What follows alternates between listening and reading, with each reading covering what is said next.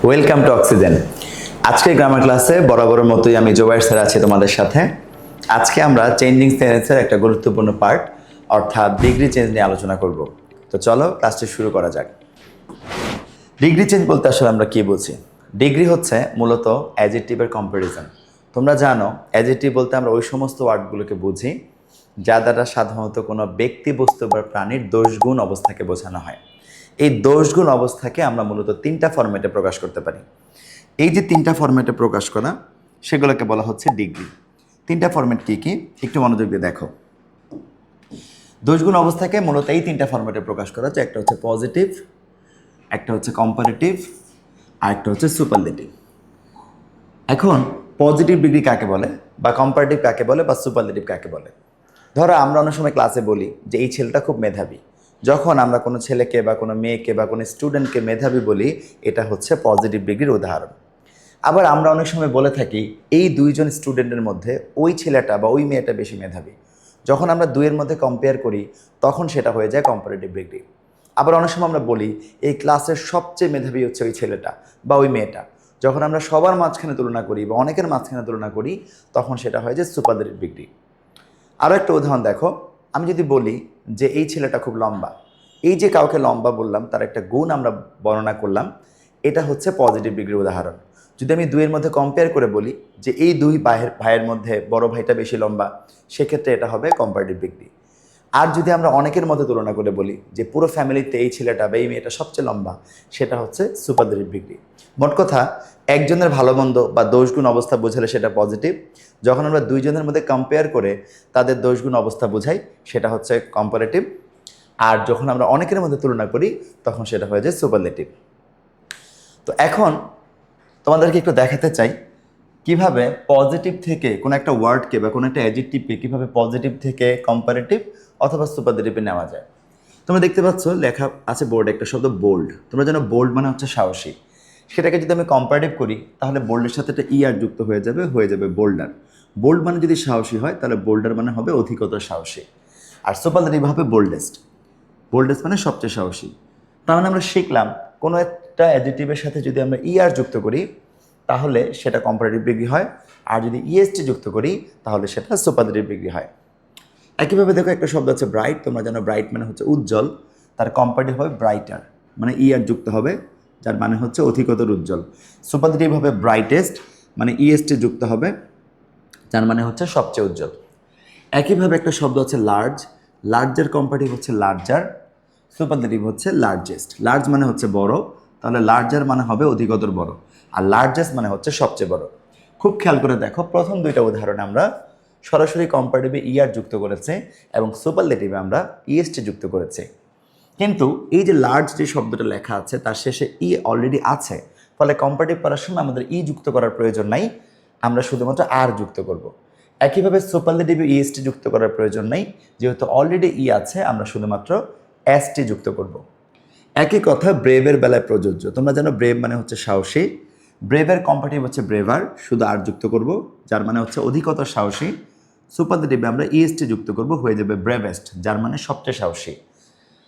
তাহলে কি দাঁড়ালো? Bold bolder boldest, bright brighter brightest, large larger largest, brave braver bravest. এবারে দেখো একটা শব্দ আছে বিগ, যার মানে হচ্ছে বড়। বিগার হচ্ছে অধিকতর বড়, আর বিগেস্ট হচ্ছে সবচেয়ে বড়। ঠিক একইভাবে ফ্যাট মানে মোটা, তার কম্পারেটিভ হবে ফ্যাটার, সুপারলেটিভ হচ্ছে ফ্যাটেস্ট। দেখো এই যে দুটো উদাহরণ আমরা দেখলাম বিগ এবং ফ্যাট, এখানে কম্পারেটিভ আমরা ইয়ার যুক্ত করেছি, সুপারলেটিভ আমরা ইএসটি যুক্ত করেছি। তবে খুব খেয়াল করে দেখো বিগের জিটা এখানে দুইবার লেখা হয়েছে, বা ফ্যাটের টিটা কিন্তু দুইবার লেখা হয়েছে। তাহলে আমরা কোন সময় এরকম দুইবার একটা লেটারকে দুইবার লিখব ডিগ্রি চেঞ্জ করার সময়? বেসিক্যালি দেখো, আমরা যদি খুব ভালো করে লক্ষ্য করি বিগের জিটা এখানে কিন্তু কনসোনেন্ট, বিগের জি হচ্ছে কনসোনেন্ট। কিন্তু বিগের জি যদিও কনসোনেন্ট, কিন্তু এই কনসোনেন্টের আগে যে আই আছে সে আই কিন্তু একটা ভাওয়েল। যদি অ্যাডজেক্টিভের শেষের লেটারটা কনসোনেন্ট হয়, ঠিক তার আগের লেটার যদি ভাওয়েল হয়, তাহলে কনসোনেন্টকে দুইবার লিখে তারপর কম্পারেটিভে ইয়ার যুক্ত করতে হবে। সেম সুপারলেটিভেও কনসোনেন্টকে দুইবার লিখে তারপর ইএসটি যুক্ত করতে হবে।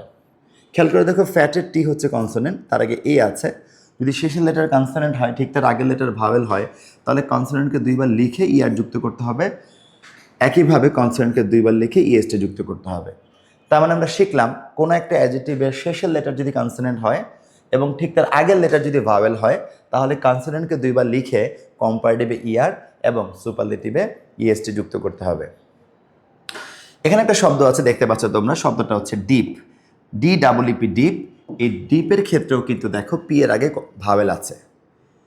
তো দেখো পি এর আগে যদিও ভাওয়েল আছে, কিন্তু এখানে কিন্তু পিটা দুইবার লিখি নেই আমরা, কনসোনেন্টকে দুইবার লিখি নেই। কেন? কারণ দেখো পি এর আগে ডাবল ভাওয়েল আছে, দুইবার ই আছে। তো এটা মনে রাখা জরুরি, যদি ডাবল ভাওয়েল থাকে তাহলে কম্পারেটিভে বা সুপারলেটিভ পড়ার সময় আমাদের কনসোনেন্টকে দুইবার লেখার কোনো প্রয়োজন নাই, শুধু আর যুক্ত করব কম্পারেটিভে, আর সুপারলেটিভে আমরা ইএসটি যুক্ত করব। ঠিক আছে, ওকে ফাইন। দেখো আরও কিছু উদাহরণ দেখাতে চাই, যেমন লেজি, তার কম্পারেটিভ হচ্ছে লেজিয়ার, সুপারলেটিভ হয়ে যাবে লেজিয়েস্ট। সেম একইভাবে একটু খেয়াল করো, বিজি, আমরা জানি বিজি মানে ব্যস্ত, তার কম্পারেটিভ হচ্ছে বিজিয়ার, সুপারলেটিভ হবে বিজিয়েস্ট। এই লেজি আর বিজি শব্দ দুটার দিকে একটু খেয়াল করো। তোমরা যদি দেখো শব্দের শেষে ওয়াই আছে, যদি অ্যাডজেক্টিভের শেষে ওয়াই থাকে, সাধারণত আমরা ওয়াইটা আই লিখি কম্পারেটিভের বেলায়, তারপরে আমরা ইয়ার যুক্ত করি। একই কথা সুপারলেটিভের বেলায় প্রযোজ্য, ওয়াইটা আই হয়ে যাবে এবং তারপরে ইএসটি যুক্ত হবে। তার মানে আমরা শিখলাম, যদি অ্যাডজেক্টিভের শেষে ওয়াই থাকে, সাধারণত ওয়াইটা আই হয়ে কম্পারেটিভে ইয়ার এবং সুপারলেটিভে ইএসটি যুক্ত হয়।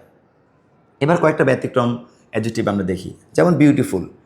বিউটিফুল মানে সুন্দর, তার কম্পারেটিভ হবে মোর বিউটিফুল, আর সুপারলেটিভ হবে মোস্ট বিউটিফুল। কেন এখানে মোর মোস্ট হচ্ছে একটু বুঝে নাও। অনেকেই প্রশ্ন করতে পারো যে স্যার আমরা তো শিখেছি কম্পারেটিভে ইয়ার যুক্ত করতে হয়, সুপারলেটিভে ইএসটি যুক্ত করতে হয়, এই ক্ষেত্রে কেন ব্যতিক্রম? ব্যতিক্রম তার কারণ হচ্ছে, যেই শব্দগুলো একটু বড়, অর্থাৎ যেগুলো একাধিক সিলেবল বিশিষ্ট, যেগুলো আমরা ভেঙে ভেঙে উচ্চারণ করি, যেমন বিউটিফুল, কমফোর্টেবল, কেয়ারফুল, এই জাতীয় শব্দগুলোকে কম্পারেটিভ করার সময় কিন্তু অ্যাডজেক্টিভের আগে আমাদের মোর ব্যবহার করতে হবে, বিউটিফুল হয়ে যাবে মোর বিউটিফুল। একইভাবে সুপারলেটিভ করার সময় অ্যাডজেক্টিভের আগে মোস্ট ব্যবহৃত হবে, যেমন মোস্ট বিউটিফুল। একইভাবে দেখো তোমরা কেয়ারফুল আছে, কেয়ারফুলের কম্পারেটিভ হচ্ছে মোর কেয়ারফুল, সুপারলেটিভে হবে মোস্ট কেয়ারফুল। যদি আমরা বলি কমফোর্টেবল, কম্পারেটিভ হবে মোর কমফোর্টেবল, সুপারলেটিভ হবে মোস্ট কমফোর্টেবল। তার মানে বড় শব্দগুলোর বেলায় বা যেই শব্দগুলো উচ্চারণ করার সময় আমরা ভেঙে ভেঙে উচ্চারণ করি বা যেগুলো একাধিক সিলেবল বিশিষ্ট, সেগুলোর বেলায় কম্পারেটিভে অ্যাডজেক্টিভের আগে মোর হবে এবং সুপারলেটিভে মোস্ট হবে। আশা করি তোমরা বুঝতে পেরেছ। এবার কয়েকটা ব্যতিক্রম ভার্ব তোমাদেরকে, কয়েকটা ব্যতিক্রম অ্যাডজেক্টিভ তোমাদের দেখাতে চাই।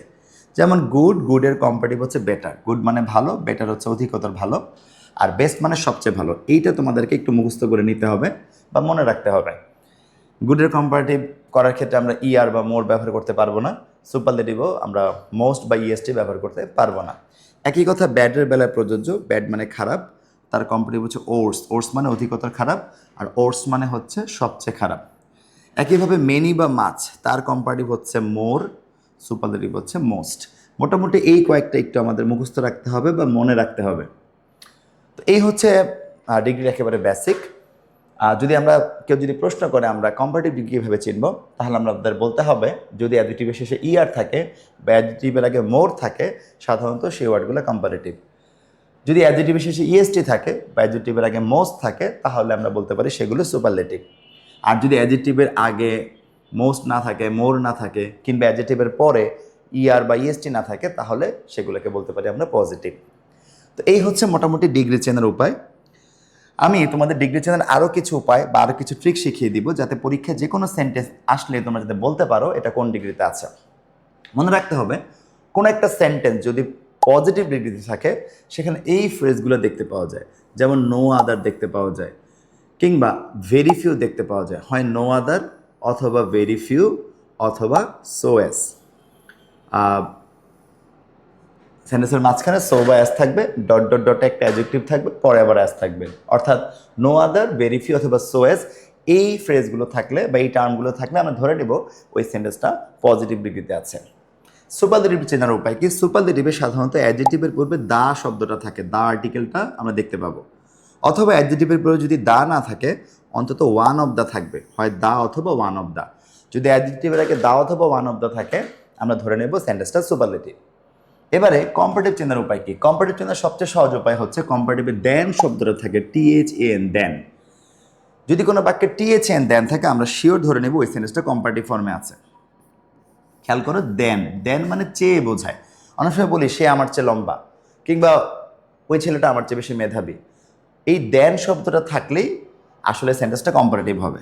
তো আর একটু ডিটেল বলি, দেখো যদি কোনো সেন্টেন্সে দেন এনি আদার অথবা দেন অল আদার থাকে, দেন এনি আদার অথবা দেন অল আদার, কিংবা দেন মোস্ট আদার অথবা than few other, than any other all other, than most other few other, কিংবা শুধু দেন যদি থাকে, কোনো আদার যদি না থাকে, শুধু দেন, অথবা যদি সেন্টেন্সে নট লেস দেন থাকে কিংবা লেস দেন থাকে, এই নট লেস আর লেসের মাঝখানে অ্যাডজেক্টিভ বসবে।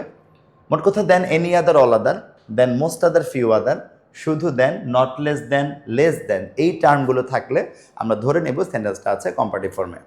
আশা করি আজকের ক্লাসে ডিগ্রি চেঞ্জের বেসিকটা তোমাদের ক্লিয়ার করতে পেরেছি। পরবর্তী ক্লাসে আমরা ডিগ্রি চেঞ্জ করা শিখব। আমাদের সাথেই থাকো বাকি ক্লাসগুলোর জন্য। আজকে এই পর্যন্তই।